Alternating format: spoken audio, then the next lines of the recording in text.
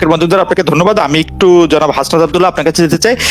জনাব হাসনাত আব্দুল্লাহ, আপনি তো আবু বকর মজুমদার আমাদের জানালেন যে কোন প্রেক্ষাপটটা জানালেন এবং কাদের মধ্যে থেকে প্রতিনিধি নিয়ে সেটি করা হচ্ছে সেটা জানালেন। আপনার কাছে একটু জানতে চাই যে এই মুহূর্তে সারা বাংলাদেশে মানুষ একটু আতঙ্কে আছে, নিরাপত্তাহীনতায় ভুগছে, সেই ক্ষেত্রে আপনারা কি উদ্যোগ নিচ্ছেন বিভিন্ন জায়গায়, এবং সেটি আমরা জানতে পেরেছি। আসলে কখন নাগাদ বা কবে নাগাদ এই পরিস্থিতি একটু ভালো হয়ে উঠতে পারে বলে আপনার আশা বা আপনার ফোরকাস্ট? দেখুন, আমরা বাংলাদেশের বৈষম্য বিরোধী ছাত্র আন্দোলনের ব্যানার থেকে আজকে আমরা দেখেছি যে শিক্ষার্থীরা নিজ উদ্যোগে নিজ দায়িত্ব ট্রাফিক কন্ট্রোল করছে, এবং আমরা গতকালে কেন্দ্রীয় কমিটি থেকে আমরা বারবার আমাদের যে সমন্বয় কমিটি রয়েছে সেখান থেকে আমরা ঘোষণা করেছি, এবং আমাদের আহ্বানে সাড়া দিয়ে আমরা দেখেছি শিক্ষার্থীরা নেমে এসেছে রাস্তায়, এবং তারা ট্রাফিক কন্ট্রোল সহ এই যে আবার আমাদের যে ধর্মীয় যে উপাসনালয়গুলো রয়েছে, মসজিদ, মন্দির, প্যাগোডা, সেগুলো নিরাপত্তা তারা দিচ্ছে, এবং যে সংখ্যালঘুদের উপরে যে আক্রমণগুলো হয়েছে, সংখ্যালঘুদের উপরে যেখানে হামলা হয়েছে সেখানেও তারা প্রতিরোধ করছে। আমরা সেটা স্বীকার করছি যে একটা মানে অ্যাবসেন্স অফ ল ক্রিয়েট হয়েছে। হঠাৎ করে পুলিশ তাদের থানা ছেড়ে চলে গিয়েছে, হঠাৎ করে যেসব কেপিআই ভবন রয়েছে সেগুলো থেকে আইন শৃঙ্খলা রক্ষাকারী বাহিনী চলে গিয়েছে। সেই জায়গাতে আমরা স্বীকার করছি সেখানে রাষ্ট্রের স্থাপনা অনেক এখানে বিনষ্ট হয়েছে, কিন্তু আমাদের ছাত্র জনতা সেখানে নিজেদের দায়িত্বে নিজ দায়িত্বে আমাদের আহ্বানে সাড়া দিয়ে তারা যখন বুঝতে পেরেছে যে রাষ্ট্রীয় সম্পদের ক্ষতি করলে বা বিনষ্ট করলে সেটির দায়ভার আমাদের উপরেই পড়বে, এবং সেটিকে আবার পুনঃসংস্কারের জন্য সেটিকে আবার আমাদের জন্যই অর্থ খরচ করতে হবে, তখন কিন্তু আমরা দেখেছি বাংলাদেশের বিভিন্ন প্রান্তে সামাজিক নিরাপত্তা বেষ্টনী তৈরি করে কমিটি গঠন করে দিয়ে তারা পারস্পরিক নিরাপত্তাটি নিশ্চিত করছে। এবার যে প্রশ্নের দ্বিতীয় যে ধাপটি, সেটি আমরা খুব দ্রুততম সময়ের মধ্যে, যতটা দ্রুত, আপনারা ইতিমধ্যেই জেনেছেন যে ডক্টর মোহাম্মদ ইউনূস আগামীকাল দেশে আসছেন, আমরা খুব দ্রুততম সময়ের মধ্যে পূর্ণাঙ্গ যে সরকার, যে অন্তর্বর্তীকালীন সরকার, সেটি জনগণের সামনে পাবলিশ করব, যাতে করে আইন শৃঙ্খলা রক্ষাকারী বাহিনী, আইন শৃঙ্খলা যে পরিস্থিতিটি রয়েছে সেই পরিস্থিতিটি স্বাভাবিক হয়ে যায়। আমাদের প্রথম দিন যে ধরনের আইন শৃঙ্খলা যেভাবে বিনষ্ট হয়েছে, আজকে সেটি একটু স্বাভাবিক হয়েছে। আমরা আশা করি আগামীকালের মধ্যে বা তার পরের দিনের মধ্যে সেটি স্বাভাবিক বা জনজীবনের যে স্বাভাবিক যে একটি ব্যাপার রয়েছে সেটি চলে আসবে। আপনাকে অনেক ধন্যবাদ। আমি একটু এবার সার্জি সালাম এই সরকারের মেয়াদ কতদিনের হওয়া উচিত বলে আপনি মনে করেন?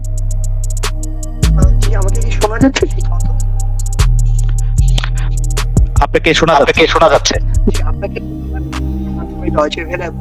যারা শুনছেন সকলকে ধন্যবাদ। আসলে আমি হাসনাত আব্দুল্লাহকে আপনি যে কোয়েশ্চেনটা করেছিলেন ওইখানে অল্প কিছু অংশ আসলে অ্যাড করতে চাই। প্রথম কথাটি আজকে আমরা যদি পুরো বাংলাদেশের পরিস্থিতি লক্ষ্য করি, এখানে আমরা দুটি জিনিস দেখতে পাচ্ছি। একটি যে এই যে স্বৈরাচার সরকারের যে 16 বছরের যে শাসন আমল, যেটাতে মানুষ তিক্ত বিরক্ত হয়ে গিয়েছিল, মানুষের ভিতরে একটি ক্ষোভ সৃষ্টি হয়েছিল, এবং মানুষকে যে বিভিন্নভাবে বিভিন্ন রাজনৈতিক মতাদর্শের কারণে বা বিভিন্ন উদ্দেশ্য প্রণোদিত ভাবে তাদেরকে হেনস্থা করা হয়েছে, জেলে নেওয়া হয়েছে, আদালতে নেওয়া হয়েছে, থানায় নেওয়া হয়েছে, এইগুলোর সার্বিক কিংবা কিছু কিছু মানুষ ক্ষমতাসীন দলের দ্বারা যারা বিভিন্ন পোস্টেড ছিল, তারা কিন্তু অন্য রাজনৈতিক মতাদর্শের মানুষগুলোকে নানাভাবে অত্যাচারিত করেছে। সেই জায়গা থেকে মানুষের একটি ক্ষোভ তৈরি হয়েছে। কিন্তু ওই মানুষগুলো যে কাজগুলো করছে আপনি দেখে থাকবেন, আমরা সোশ্যাল মিডিয়া থেকে শুরু করে সব জায়গায় প্রত্যেক দিন বলছি যে ওই জায়গাগুলোতে মানুষের সাথে এই যে আচরণ, সেটি যদি আবার আপনারা করেন তাহলে তাদের সাথে আপনাদের কিন্তু কোনো পার্থক্য থাকছে না। সেই জায়গা থেকে আমরা এটি বলছি যে বাংলাদেশের অর্থনৈতিক অবস্থা কিন্তু এখন ভালো নয়, এবং আমরা যা ক্ষতি করছি এগুলো কিন্তু জনগণের ট্যাক্সের টাকায় তৈরি হয়েছে। তাহলে আলটিমেটলি এই ক্ষতিগুলো কিন্তু আমাদেরই হচ্ছে। তাহলে আলটিমেটলি বাংলাদেশে অলরেডি একটি ইকোনমিক্যালি একটা সাস্টেইনেবল অবস্থার মধ্যে দিয়ে যাচ্ছে না, সেই জায়গায় এই ক্ষতিগুলো হলে পুরো রাষ্ট্রের একটি ক্ষতি। আমরা আমাদের জায়গা থেকে সেই জায়গায় মানুষদেরকে আহ্বান জানাচ্ছি যে এই রাজনৈতিক উদ্দেশ্য প্রণোদিত যে হামলাগুলো বা ক্ষোভের কারণে যে হামলাগুলো, এগুলো থেকে আমাদের বের হয়ে আসতে হবে। ইভেন কেউ যদি ইচ্ছাকৃত ভাবে এই সহিংসতাগুলো চালায়, আলটিমেটলি সে যদি কোনো রাজনৈতিক দলের হয়, দিন শেষে কিন্তু ওই রাজনৈতিক দলের যে ইমেজটি সেটি নষ্ট হচ্ছে। এটি একটি জায়গা। আর আরেকটি যে জায়গাটি ছিল যে আমরা আমাদের এই যে অন্তর্বর্তীকালীন সরকার, আমরা আমাদের জায়গা থেকে একটি প্রস্তাবনা দিয়েছি। আমরা আশা করছি, সেনাবাহিনীর প্রধান অলরেডি ঘোষণা দিয়েছেন যে আগামীকাল রাত 8টায় এটা শপথ হতে পারে। তো সেই জায়গা থেকে আমরা আশা করছি আগামীকালকে যদি এটি শপথটি হয়ে যায় অনুষ্ঠিত, তাহলে পরশুদিন থেকে একটি স্বাভাবিক বাংলাদেশ আমরা দেখতে পাবো, যে বাংলাদেশ আমরা প্রত্যাশা করি। এবং একটি সংস্কারের মধ্য দিয়ে, আপনি যে প্রশ্নটি করলেন আসলে যে কত দ্রুত সময়ের মধ্যে হতে পারে, আপনি জেনে থাকবেন যে বাংলাদেশে বিগত 16 বছরে আসলে কোনো ইলেকশনই হয় নাই।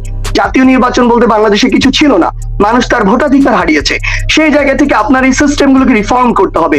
বাংলাদেশের নির্বাচন কমিশনকে আপনার ওই আস্থাটি ফিরিয়ে আনতে হবে মানুষের, মানুষ যেন ভোট দিতে চায়। ওই জায়গায় যে মানুষগুলো রয়েছে, করাপ্টেড মানুষগুলো, তোষামতকারী মানুষগুলো, তাদেরকে আপনার চেঞ্জ করতে হবে। আপনি যদি বিচার বিভাগের দিকে লক্ষ্য করেন, মানুষের কিন্তু এই আস্থাটি চলে গিয়েছে বিচার বিভাগের উপর থেকে। আপিল বিভাগে ওই বিচারকগুলোই বসে রয়েছেন যারা সরকারের তোষামত করতেন। এই জায়গাগুলোতে আমাদের রিফর্ম করতে হবে। আমার যে পুলিশ বাহিনী, এই পুলিশ বাহিনীর উপরে আমরা দেখছি কিছু বিভৎস ঘটনা ঘটেছে আসলে। কিন্তু সত্যি কথা বলতে, আমি আমার জায়গা থেকে বিশ্বাস করি মানুষের ক্ষোভগুলো আসলে পুলিশের উপরে নয়, মানুষের ক্ষোভ হচ্ছে ওই পুলিশের ওই পোশাকটির উপরে, যেই পোশাকটিকে ব্যবহার করে এই স্বৈরাচার সরকার বিগত 16 বছর ধরে মানুষকে নানাভাবে নির্যাতন করেছে, হয়রানি করেছে, জেলে এনেছে, আদালতে পাঠিয়েছে। মানুষের একটি সামগ্রিক কালেকটিভ একটি ক্ষোভ তৈরি হয়েছে ওই পোশাকটির উপরে। আলটিমেটলি এই স্বৈরাচার সরকার ওই পোশাকটিকে ইউজ করে এই কাজটি করেছে দেখে পুলিশের উপর একটি ক্ষোভ তৈরি হয়েছে। তো সামগ্রিক এই যে সিস্টেম গুলো, আমরা আশা করছি দ্রুততম সময়ের মধ্যে হতে পারে। এটি নির্দিষ্ট আমি সময় বলছি না, যত দ্রুততম সময়ের মধ্যে এগুলোর একটি সংস্কার হয়ে এই যে সরকার আমাদের, সেই সরকার যদি মনে করেন না এখন একটি জাতীয় নির্বাচন দেওয়ার উপযুক্ত সময় হয়েছে, আমরা বিশ্বাস করি তখনই অতি দ্রুত সময়ের মধ্যে এই নির্বাচনটি হবে। যে তাদের কাছে এটি আসলে কোনোভাবে এটি কাম্য নয়। এবং অন্তর্বর্তী কিছুকালীন সরকার প্রসঙ্গে আসলে সার্জিস আলম একদম স্পষ্টই বললেন। আমাদের আর দুজন যে সমন্বয়ক আছেন, আবু বকর মজুমদার ভাই এবং হাসনাত আব্দুল্লাহ, তারাও আসলে স্পষ্ট ভাষায় বলেছেন যে তারা এই গত 16 বছর যা হয়েছে এর পুনরাবৃত্তি আর তারা চান না, এবং তারা একটি নতুন দিনের সময় বা স্বপ্ন দেখেন। কিন্তু আপনাদের তিনজনের কাছে আমাদের প্রশ্ন, যে আমরা এটা শুনতে পেরেছিলাম যে আপনাদের মধ্যে থেকে প্রতিনিধি রাষ্ট্র পরিচালনা বা সরকার পরিচালনায় থাকে, এই বিষয়টি আচ্ছা, এই বিষয়টি যদি আবু বকর থেকে শুরু হয়। জি, যেহেতু আপনার ছাত্রদের আন্দোলন থেকেই তরুণ প্রজন্মের যে আশা আকাঙ্ক্ষা, সেই আশা আকাঙ্ক্ষা দেখেছে যে তাদের আশা আকাঙ্ক্ষা পূরণের সবচেয়ে বড় চ্যালেঞ্জ ছিল এই ফ্যাসিবাদ। তো তরুণ প্রজন্মই সর্বপ্রথমে ফ্যাসিবাদকে চ্যালেঞ্জ করেছে। তো তরুণ প্রজন্মের আশা আকাঙ্ক্ষার প্রতিফলন ঘটানোর জন্য বাংলাদেশ রাষ্ট্রের মধ্যে আমরা মনে করেছি তরুণ প্রজন্মের রিপ্রেজেন্টেশন থাকা উচিত, এবং নাগরিক সমাজও মনে করেছে আসলে আমাদের রিপ্রেজেন্টেশন থাকা উচিত। তো সেই প্রেক্ষিতে আমরা এই যে সামনে যে অন্তর্বর্তীকালীন সরকার গঠন করব, সেখানে আমাদের তরুণ প্রজন্মের রিপ্রেজেন্টেশন থাকবে। তাদের মূল কাজ থাকবে যে আমাদের যে তরুণ প্রজন্ম যারা এই ফ্যাসিবাদ হটানোর জন্য জীবন দিয়েছে, আমাদের এই ফ্যাসিবাদ হটানোর যুদ্ধে তারা ঝাঁপিয়ে পড়েছে সারা দেশে, পাড়া মহল্লায়, গ্রামে গ্রামে, তাদের আশা আকাঙ্ক্ষা পূরণ করাই এই আমাদের রিপ্রেজেন্টেশনের মূল কাজ হবে। এবং একই সাথে সেই আশা আকাঙ্ক্ষা যদি আমি আবার উল্লেখ করতে চাই, আমাদের রাষ্ট্রীয় যে প্রতিষ্ঠানগুলো সেগুলো সংস্কার করা, একটি অবাধ নিরপেক্ষ নির্বাচন কমিশন করা, একটি গণতান্ত্রিক পরিবেশ বাংলাদেশে সৃষ্টি করা যেখানে আর কোনো নতুন ফ্যাসিবাদ কায়েম হবে না, এবং শিক্ষা প্রতিষ্ঠানগুলোতে ছাত্রলীগ বা সরকার দলীয় ছাত্র সংগঠনের পূর্বের আমাদের যেই ইতিহাস, সেখানে আমরা দেখতে পাই তারা অরাজকতা চালায়, সাধারণ শিক্ষার্থীদের উপর নির্যাতন করে। সেই ধরনের কাঠামো যাতে একেবারে ভেঙে দেওয়া হয় এবং সেটা যাতে একটা সাস্টেনেবল প্রসেস হয়, সেটা নিয়ে মূলত কাজ থাকবে হচ্ছে যে আমাদের এই যারা তরুণ রিপ্রেজেন্টেশন তাদের, এবং জাতিকে একটি সুন্দর বাংলাদেশ, একটি স্বপ্নের বাংলাদেশ দেওয়ার প্রত্যাশা নিয়ে তারা কাজ করবে। জি, ধন্যবাদ।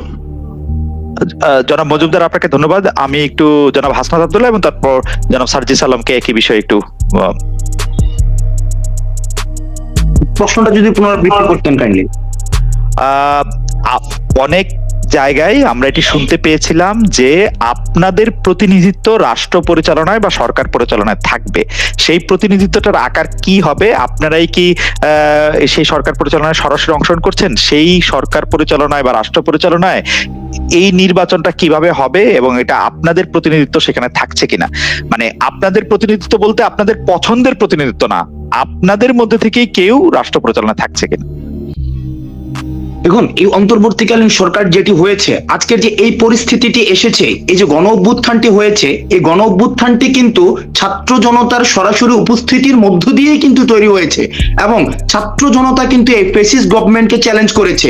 এই যে ফেসিজম এত বছর ধরে ঝেঁকে বসেছিল, এই ফেসিজমকে উৎখাত করার জন্য রাজনৈতিকভাবে বিভিন্ন সময় বিভিন্ন আন্দোলন হয়েছে, বিভিন্ন কর্মসূচি গ্রহণ করা হয়েছে, কিন্তু তারা সফল হতে পারেনি। কিন্তু যখন তরুণ প্রজন্ম জেগে উঠেছে, যখন তরুণ প্রজন্ম জেগে উঠে অন্যায়ের বিরুদ্ধে কথা বলেছে, তখন তরুণ প্রজন্মের সাথে অন্যান্য সমমনা যারা ছিল ফেসিবাদের বিরুদ্ধে, তরুণ প্রজন্মের মধ্য দিয়ে কিন্তু ফেসিবাদকে উৎখাত করেছে।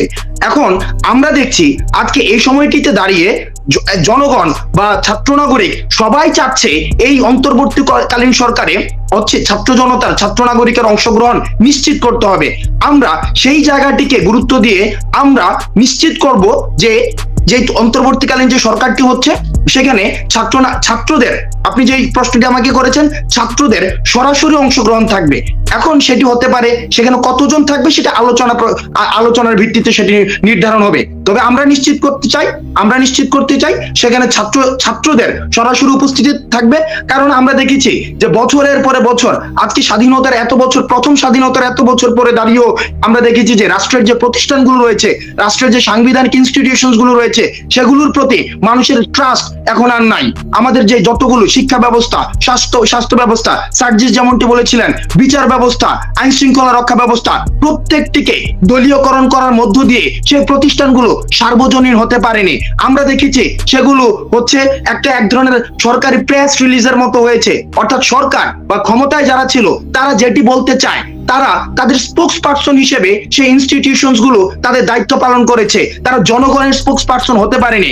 যখনই জনগণ বা ছাত্র নাগরিক দেখেছে ছাত্ররাই শুধু জনগণের স্পোক্স পার্সন বা প্রতিনিধিত্বটা যথাযথভাবে করতে পারছে, কোন ধরনের স্বার্থের ঊর্ধ্বে উঠে, কোন ধরনের আদর্শের ঊর্ধ্বে উঠে, আদর্শটি শুধুমাত্র বাংলাদেশ, এই বাংলাদেশকে ধারণ করে তারা যখন দেখতে পাচ্ছে শুধুমাত্র ছাত্র নাগরিকই, ছাত্ররাই হচ্ছে তাদের প্রধানত স্পোক্স পার্সন হতে পারছে, সুতরাং তাদেরই প্রত্যাশা যে ছাত্রদের অংশগ্রহণ এই অন্তর্বর্তীকালীন সরকারে থাকবে।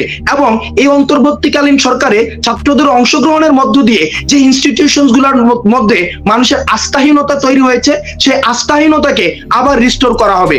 এবং সেই রিস্টোর করার ধাপটিতে আমরা বিশ্বাস করি ছাত্ররা যুগান্তকারী ভূমিকা পালন করতে পারে, যেমনটি করে ভূমিকা পালন করেছে এত বছরে ঝেঁকে বসা ফেসিবাদ পতনের মাধ্যমে। আপনাকে ধন্যবাদ হাসনাত আব্দুল্লাহ। তো সেই ক্ষেত্রে আমি শুধু সার্জিস আলমকে এই প্রসঙ্গে আর রিপিট না করে আমরা একটু সংক্ষেপে সার্জিস আলমকে জানতে চাচ্ছিলাম যে অনেকেই বলছেন যে ছাত্রদের একটি নতুন রাজনৈতিক দল করা উচিত এবং সেই নতুন রাজনৈতিক দলের মাধ্যমে একটি নতুন রাজনীতি শুরু করা উচিত। এই ব্যাপারে আপনাদের কোনো চিন্তা আছে কিনা? সার্জিস। দেখুন, প্রথমে হচ্ছে আপনি যে পূর্বের প্রশ্নটি করেছিলেন সেখানে আমার আসলে অ্যাড করা দুটি পয়েন্ট রয়েছে, আসলে সেই দুটি আমি অ্যাড করতে চাই, যেটি অন্য পয়েন্টগুলো আমাদের আলোচকরা বা সমন্বয়করা যা বলেছেন তার বাইরে গিয়ে। প্রথম কথাটি হচ্ছে, আমরা সচরাচর বাংলাদেশের রাজনীতিতে দেখে এসেছি 50 বছর বয়স না হলে নাকি এমপি হওয়া যায় না, 60 না হলে নাকি মন্ত্রী হওয়া যায় না। সেই জায়গা থেকে বাংলাদেশ বর্তমান যে তরুণ প্রজন্ম, এই তরুণ প্রজন্মের সাথে ওই চেয়ারগুলোতে যারা বসে থাকেন তাদের বয়সের একটি বিস্তর পার্থক্য থাকে, তাদের মেন্টালিটির একটি বিস্তর পার্থক্য থাকে, চিন্তা ভাবনার একটি বিস্তর পার্থক্য থাকে। আমরা মনে করি আগামীর বাংলাদেশে এই তরুণ প্রজন্মের সাথে আমাদের যারা অভিজ্ঞতা সম্পন্ন রয়েছেন অগ্রজ, তাদের একটি আমাদের কম্বিনেশন প্রয়োজন, যেই কম্বিনেশনটা দেশ গঠনের জন্য খুব বেশি ইম্পর্টেন্ট। তাই আমরা এই অন্তর্বর্তীকালীন সরকারে অবশ্যই আমাদের প্রতিনিধিত্ব নিশ্চিত করব। এক, দ্বিতীয় যে বিষয়টি, আমরা যখন এই রাজপথে বিগত 2 মাস ধরে রয়েছি, হাজার হাজার লক্ষ লক্ষ মানুষের সাথে আমাদের কথা হয়েছে, তারা তাদের মনোভাবগুলো আমাদের সামনে পোষণ করেছেন, কিংবা এখনো প্রতিনিয়ত বিভিন্ন সামাজিক যোগাযোগ মাধ্যমে তারা তাদের মতামতগুলো আমাদের কাছে তুলে ধরছেন। সো সেই জায়গা থেকে আমরা আমাদের কাছে যখন তারা তাদের কথাগুলো পৌঁছে দিয়েছেন, সেই কথাগুলো ওই নীতি নির্ধারকের জায়গাটিতে আমাদের পৌঁছে দেওয়া কিংবা ইমপ্লিমেন্ট করা কিংবা বাস্তবায়ন করাটি খুব বেশি প্রয়োজন। সেই জায়গা থেকে আমাদের প্রতিনিধিত্ব ওই জায়গায় খুব বেশি দরকার।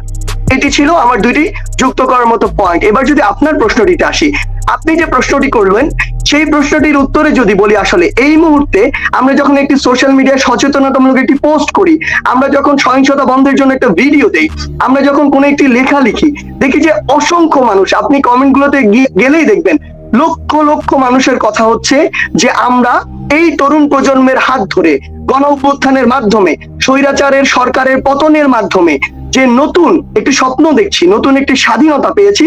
আমরা চাই যে তরুণ প্রজন্মের হাত ধরে এটি এসেছে, সেই তরুণ প্রজন্মই আগামীর বাংলাদেশের প্রতিনিধিত্ব করুক।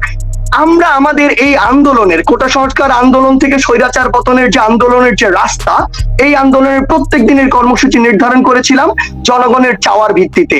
জনগণ যদি চায়, তাহলে জনগণের জন্য, এই বাংলাদেশের জন্য আমরা আগামীতে জনগণের মতের উপরে ভিত্তি করে যে কোনো ডিসিশন নিতে প্রস্তুত।